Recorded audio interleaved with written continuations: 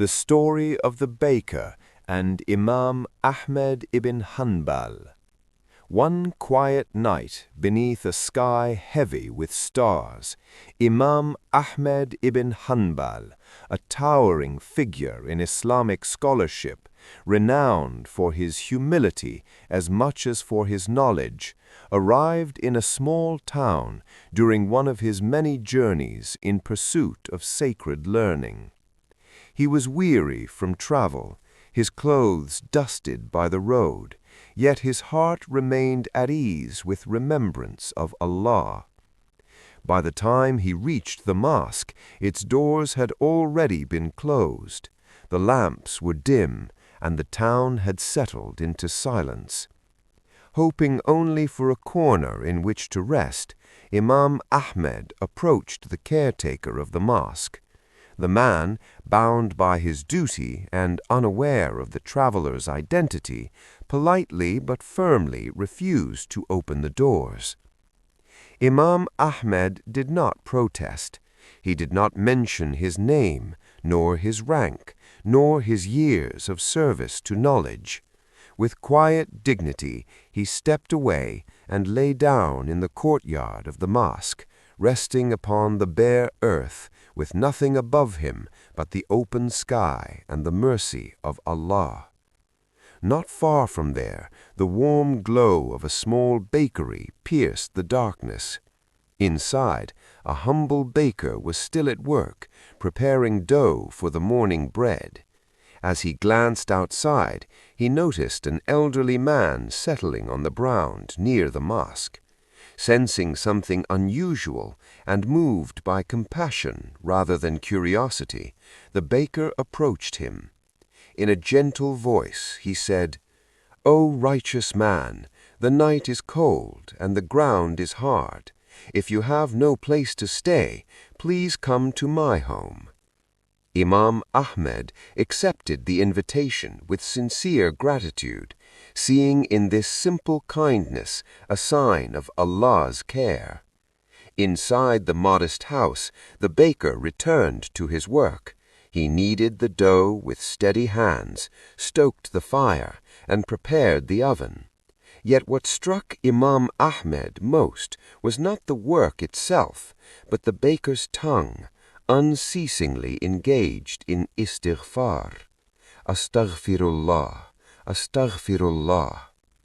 With every movement of his hands, his lips whispered repentance. There was no show, no affectation, only a quiet, constant turning back to Allah. The night passed, and the baker's remembrance never faltered. Imam Ahmad watched silently, his heart deeply moved by the sincerity before him. When dawn broke and the first light filtered into the room, Imam Ahmad finally spoke. "My brother," he asked gently, "how long have you kept this habit of seeking Allah's forgiveness so constantly?" The baker replied without hesitation, "For many years, sir. Every time I work, especially when I knead the dough, I keep my tongue busy with Istighfar." Imam Ahmad nodded thoughtfully and asked, "And what have you found as a result of this practice?" The baker paused for a moment, then smiled with quiet confidence. "By Allah, I have found that every supplication I have ever made has been answered." Then he added softly, "Every one except one." Imam Ahmad's interest deepened. "And what is the supplication that remains unanswered?" Lowering his voice, the baker said, "I have long prayed that Allah would allow me to meet Imam Ahmad ibn Hanbal.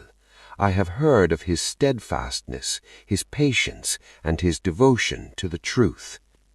At that moment, Imam Ahmad ibn Hanbal was overcome with emotion.